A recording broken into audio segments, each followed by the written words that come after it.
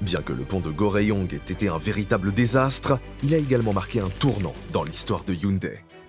En effet, l'entreprise de Chung a obtenu un score de crédit élevé de la part du ministère de l'Intérieur, ce qui lui a permis d'obtenir des prêts plus facilement et de développer son activité.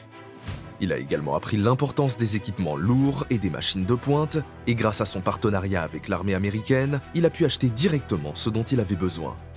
À l'époque, ces types d'équipements étaient principalement détenus par le gouvernement sud-coréen, et les entreprises privées n'avaient pas le droit de les importer à l'étranger, ce qui a donné à Chung un énorme avantage sur ses concurrents.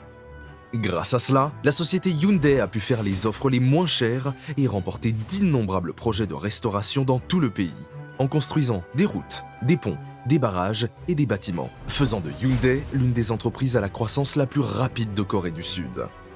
Mais malgré tous ces succès, Chung ne se contente pas de travailler au niveau national et devient bientôt le premier dans son pays à porter une entreprise de construction au niveau international. Il a misé sur les plus grandes entreprises du secteur et a réussi à décrocher plusieurs projets d'1 milliard de dollars, comme le port industriel de Dubaï en Arabie Saoudite et l'Arab Shipbuilding and Repair Yard à Bahreïn. En l'espace de 2 décennies, sa société est passée d'une entreprise en difficulté à un conglomérat commercial en pleine expansion.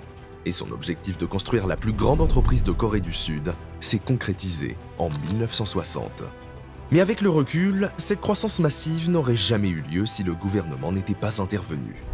En effet, Hyundai ainsi que d'autres conglomérats familiaux en pleine expansion ont bénéficié de traitements spéciaux de la part des gouvernements, tels que des subventions financières, des garanties de prêts et même des allègements fiscaux si nécessaire, afin de se développer et de se diversifier rapidement.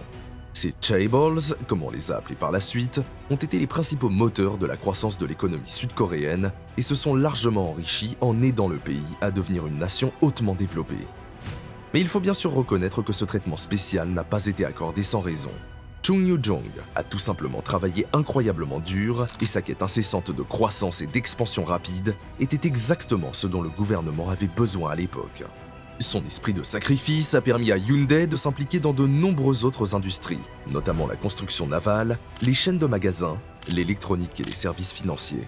Mais il y a un secteur particulier que Chung n'a jamais perdu de vue, celui-là même qu'il avait créé mais perdu pendant la guerre, et ce n'est autre que l'industrie automobile.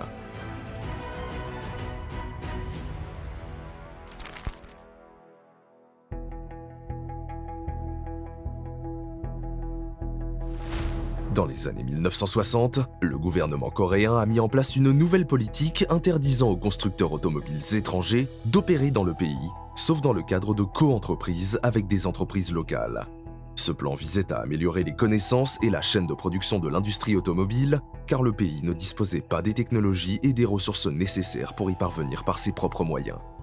Chung a donc décidé de revenir dans l'industrie automobile et a fondé la société Hyundai Motor en 1976. Il conclut un accord avec la Ford Motor Company pour obtenir une licence d'utilisation de ses véhicules et établit une grande usine dans la ville d'Ulsan pour la chaîne de montage.